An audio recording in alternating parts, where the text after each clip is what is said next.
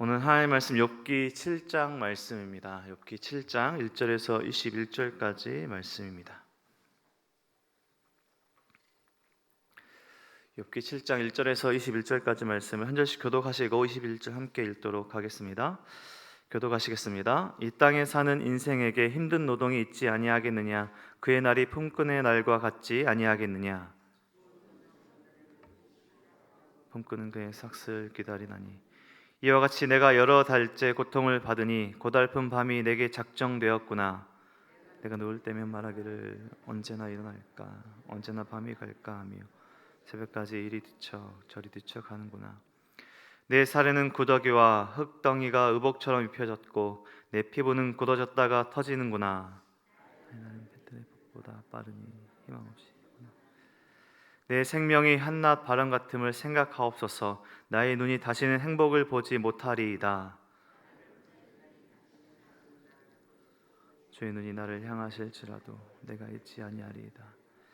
구름이 사라져 없어짐 같이 수월로 내려가는 자는 다시 올라오지 못할 것이오니 그는 다시 자기 집으로 돌아가지 못하겠고 자기 처소도 다시 그를 알지 못하리이다. 그런즉 내가 내 입을 금하지 아니하고 내 영혼의 아픔 때문에 말하며 내 마음의 괴로움 때문에 불평하리이다. 내가 바다니까 바다 괴물이니까 주께서 어찌하여 나를 지키시나이까. 혹시 내가 말하기를 내 잠자리가 나를 위로하고 내 침상이 내 수심을 풀리라 할 때에 주께서 꿈으로 나를 놀라게 하시고 환상으로 나를 더럽게 하시나이다. 이러므로 내 마음이 뼈를 깎는 고통을 겪느니 차라리 숨을 막히는 것과 죽는 것을 택하리이다. 영원히 살기를 원하지 아니하오니 나를 놓으소서. 내 날은 헛것이니이다. 사람이 무엇이기에 주께서 그를 크게 만드사 그에게 마음을 두시고 아침마다 권징하시며 순간마다 단련하시나이까. 주께서 내게서 눈을 돌이키지 아니하시며 내가 침을 삼킬 동안도 나를 놓지 아니하시기를 어느 때까지 하시리까. 주께 무슨 해가 되오리까. 어찌하여 나를 당신의 관역으로 삼으셔서 내게 무거운 짐이 되게 하시오. 함께 읽겠습니다. 주께서 어찌하여 내 허물을 사하여 주지 아니하시며 내 죄악을 제거하여 버리지 아니하시나이까. 내가 이제 흙에 누우리니 주께서 나를 애써 찾으실지라도 내가 남아있지 아니하리이다. 아멘. 욥은 사람이 받을 수 있는 고통의 끝을 본 사람입니다. 그냥 아프고 또 그냥 고통스럽다라는 그런 말로는 닿을 수 없는 고통과 고난이 욥의 인생에 한꺼번에 찾아왔습니다. 그런데 그렇게 고통을 받은 이유가 의인이었기 때문입니다. 벌써부터 말이 잘 이해되지 않습니다. 의인이었기 때문에 고난을 받았다. 근데 욥기 1장 1절에서 욥이 온전하고 정직하여 하나님을 경외하며 악에서 떠난 자라라고 선포하고 욥의 고난과 고통이 욥의 악함 때문이 아님을 전제하며 말을 해주고 있습니다. 그래서 욥기서를 읽기 시작하면 자연스럽게 생기는 질문이 있는데요. 왜? 라는 질문이 생기게 됩니다. 왜 의인 욥이 고난을 받는가? 하나님께서 의인 욥에게, 좋은 사람 욥에게 왜 고난을 허락하시는가? 이 질문이 생기게 됩니다. 그래서 이 책을 읽어 나갈 때 하나님께서 이 고난을 허락하시는 이유에 대해서 이 성경을 통해서 우리에게 답을 주시겠구나라고 추측을 하며 읽어가지만 욥기 그 어디에서도 왜 하나님께서 고난을 허락하셨는지에 대한 답을 찾을 수는 없습니다. 그렇게 우리는 더 깊은 질문으로 나아가게 되는데요. 하나님은 공의로우신가? 라는 질문으로 나아가게 됩니다. 정말 하나님께서 공의로우신 분이신가? 창조하신 창조 세계를 공의롭게 다스리고 계시는가에 대한 질문으로 더 깊이 나아가게 되는 것이죠. 욥은 자신에게 닥친 고난을 통해서 왜라는 생각을 하게 됩니다. 왜? 하나님을 경외하며 선하게 살아온 자신의 삶을 반추해 보면서 혼란스러워하고 있습니다. 자신의 생일도 저주할 만큼 고통스러워하는 것이 욥의 오늘의 현실입니다. 우리 성도님들 어떻게 생각하십니까? 우리 하나님은 정말 공의로우신 하나님이십니까? 세상이 정말 공의롭게 통치되고 다스려지고 있습니까? 우리 성도님들의 삶을 개인적으로 생각하실 때 하나님께서 정말 공의롭게 나의 삶을 다스리시는구나 라고 생각하며 살아가고 계십니까? 욥기 28장까지 욥과 세 친구들은 계속해서 논쟁을 합니다. 욥이 말을 하면 친구들이 답을 하는 그 형식이, 이 욥이 괴로운 마음을 토로하면 욥의 세 친구들 엘리바스, 빌다, 소발이 계속 답을 하는 형식이 욥의 주된 대부분을 차지하는 내용입니다. 욥과 세 친구들의 주장을 결론적으로 정리를 좀 해보자면, 욥은 결국 자신의 무죄를 주장합니다. 욥기 1장 1절에서 말을 했던 것처럼 고통과 고난이 자신의 어떤 것을 잘못해서 자신의 악함 때문이 아닌 일임을 계속해서 말을 하고 있습니다. 그리고 욥기 1장 1절도 그것을 대변해 주고 있습니다. 결국 지금 나에게 닥친 고난이 나의 죄로 인한 하나님의 벌이 아니다라는 것이죠. 결국 논쟁 속에서 욥은 결론을 내리게 되는데요.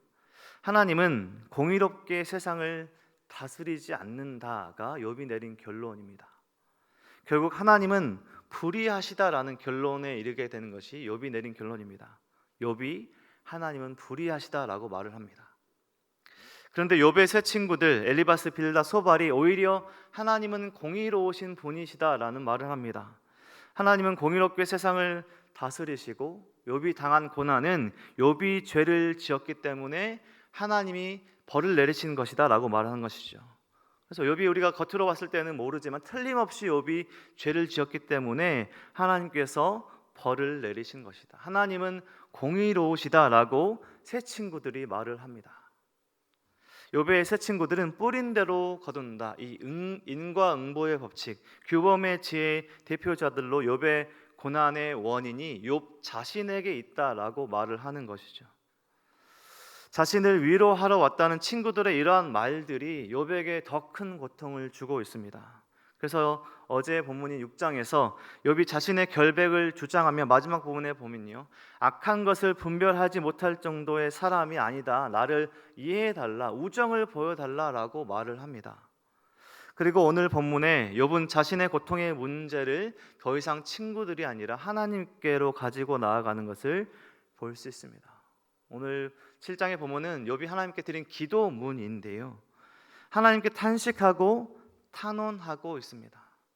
사실은 오늘 본문에 성도들의 찾아오는 고통과 고난의 때에 기대되는 하나님께서 원하시는 삶의 모습에 힌트가 있습니다. 표면적으로 보면 욥의 탄식과 탄원 같지만 그 안에 전체적인 깊은 안의 본질의 내용을 보면 우리 성도들의 삶에 찾아오는 고통과 고난의 때 어떻게 해야 하는지를 보여주고 있는 것이죠. 오늘 본문을 보면 먼저 욥은 자신의 고통을 힘든 노동을 하고 받는 폼삭스로 표현을 합니다. 1절에 보면 이 땅에 사는 인생에게 힘든 노동이 있지 아니하겠느냐, 그의 날이 품꾼의 날과 같지 아니하겠느냐 하고 힘든 노동자의 삶에 자신의 삶을 비유하고 있습니다. 그런데 힘든 일을 하는 노동자들이라 할지라도 하루 종일 일을 하고 그 끝에 품삯을 받는 또 쉬는 작은 위로가 있는데, 자신은 온종일 일만 하고 품삯을 받지 못하는 그러한 고통이 있는 몇 달째 계속 고통이 지속되는 삶을 살아가고 있다. 위로와 쉼이 없고 계속해서 고통의 시간을 보내고 있다라고 토로하며 본문이 시작되고 있습니다. 1절과 2절과 3절에서 그러한 마음이 계속해서 나오고 있는 것이죠. 하루 종일 일을 했다 하더라도 저녁이 오고 밤이 오면 일과가 끝나는 품삯을 받는, 위로받는 기분 좋음이 있어야 하는데 자신의 삶에는 위로한 그런 위로가 없고 쉼이 없는 삶, 계속해서 고통이 반복되고 있음을 토로하고 있는 것이죠. 밤이 되면 이리 뒤척 저리 뒤척하며 잠 못 이루는 밤을 보냅니다.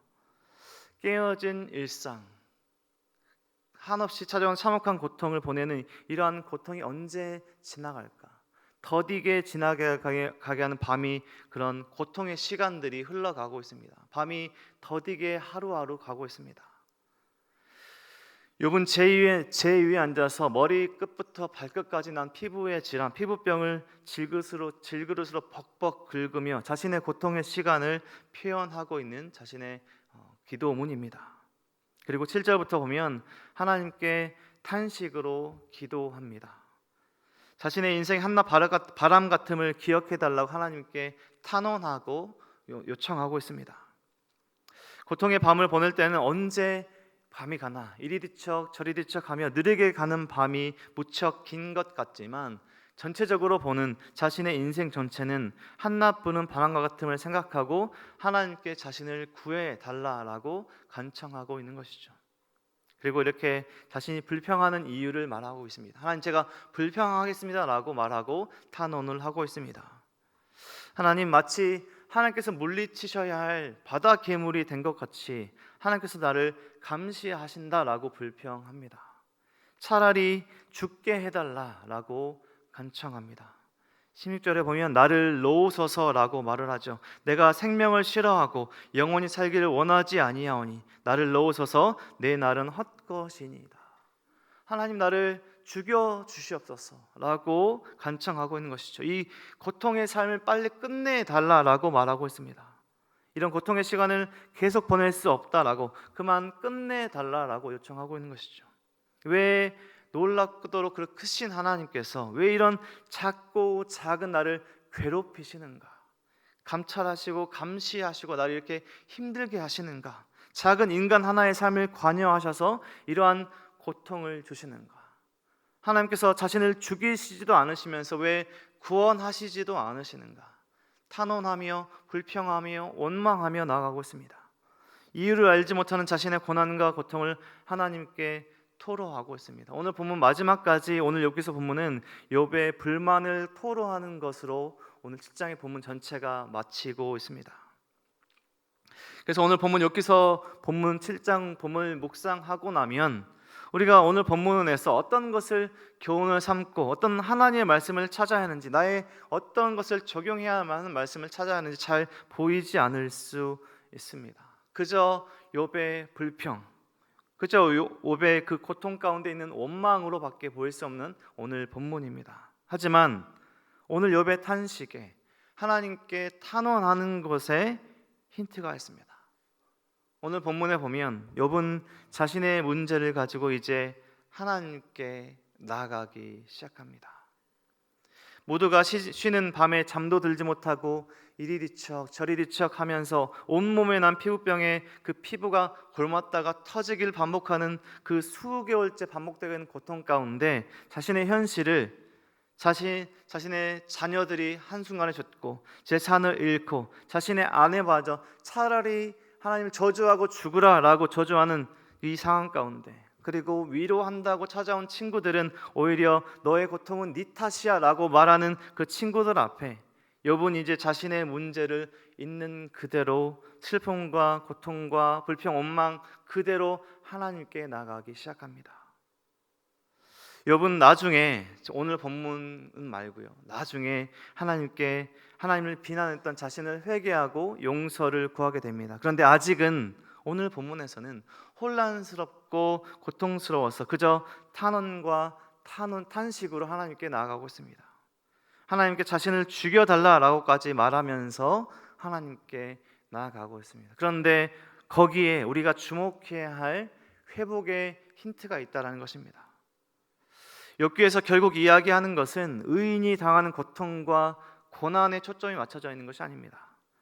하나님은 우리가 우리 삶에 찾아오는 문제와 어려움 또 고통과 고난에 집중하기보다 하나님께 집중하기를 원하십니다.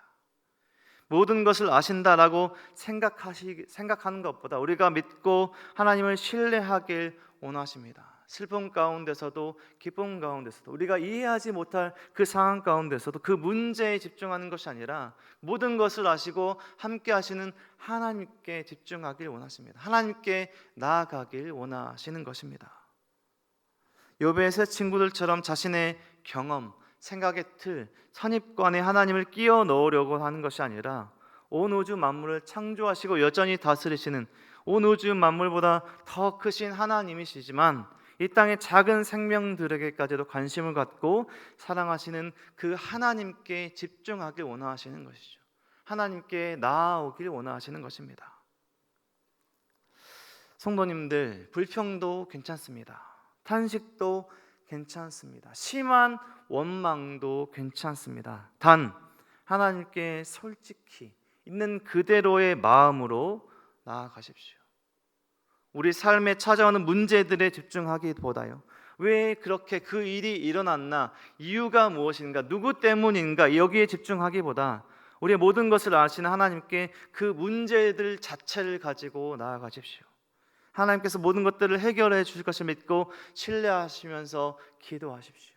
탄원하시고 토로하시고 원망하시고 불평하시고 하나님께 그 문제들을 가지고 나아가십시오. 하나님은 우리가 정직하게 진실하게 우리의 고통과 슬픔을 가지고 나아가길 원하십니다.